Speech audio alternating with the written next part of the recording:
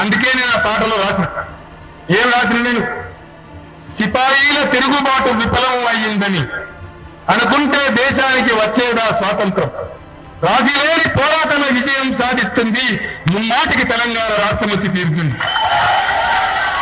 ఈ తెలంగాణ ఉద్యమం మనం ప్రారంభించుకున్న నాడు మొదటి పాటలో నేను రాసినటువంటి నేను స్వయంగా రాసినాయి ఎందుకంటే మన తెలంగాణలో ఒక బలహీనత ఉంది మన ప్రజల సైకాలజీ ఏంటంటే అయితే కొట్లాడతారు లేకపోతే అడ్డబార కింద పెడతారు సరెండర్ అయితే కావద్దు ఏదన్నా పని మొదలు పెడితే కొసదాకా అన్ని అధిగమించి తాను విజయం సాధించినోడు ధీరుడు మునగాడు మొగోడు గాని నడమల కానిచ్చేటువంటి సిపాయి కాదు. ఆనాడు ఎదురు దెబ్బలు తగిలినప్పుడు కేసీఆర్ గారు ఒక పాట స్వయంగా రాసిండు. ఏమని రాసిండు?